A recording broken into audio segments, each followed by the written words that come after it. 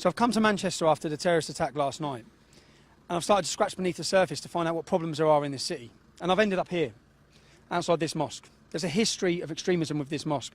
Now, where I'm standing now, within a stone's throw, a 2-mile radius of where I'm standing now, there's been 16 men who have died or been imprisoned for fighting for ISIS. 16, just in a 2-mile radius of this part of the city, not the whole city, just this city.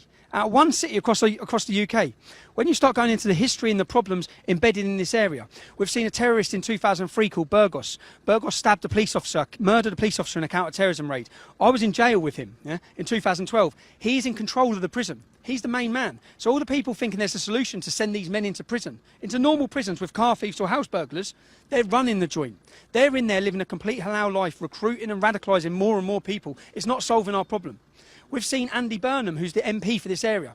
Andy Burnham is on record sitting with an extremist organisation called MEND. This organisation believe that Al-Qaeda are a myth. This is the MP. This is the mayor of Greater Manchester, who's organising a peace vigil today, works and cooperates with Islamic radicals. How can he be claiming he's going to solve the problem? The Justice Secretary for the Labour Party took £5,000. £5,000 off an Islamic radical group. They are in bed with them. Our politicians have sold us out. They're working hand in hand with radical extremists. And what you saw last night is the end outcome of that. Years and years and years of radicalisation extremism that our politicians have allowed to happen, that continues to happen. And the outcome now is our children are being killed. They're being killed. If they're not being raped and destroyed in Rochdale or Rotherham, they're being butchered and maimed in city centres, outside concert halls. That's the future for our generations. It's about time people woke up. When we hear all the time the politicians say, we're all in it together, we're all in it together. 66% of British Muslims said they would not report on another Muslim joining ISIS.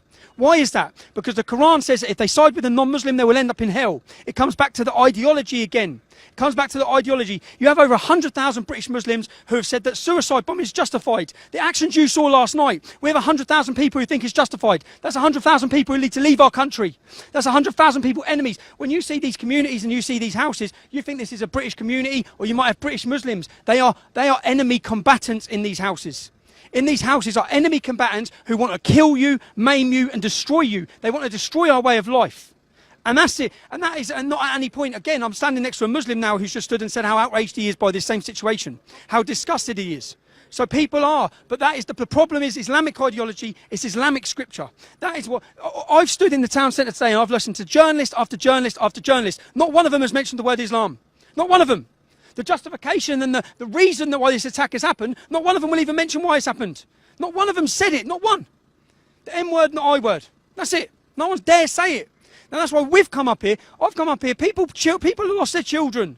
Okay? I haven't come up here. People say, oh, you enjoy it. You're there to push your agenda. My agenda is to stop what happened last night. My agenda is to stop the hate.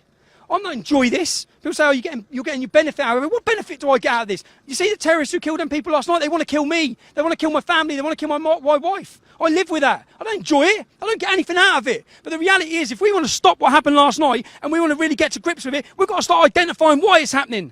And it's happening because the Quran, in over 100 verses, incites murder and war against us. That's the reality. That's the truth. These are facts. Facts are not hate speech. You may not like the facts. Liberals may not like the facts. You want to blame Tommy Robinson.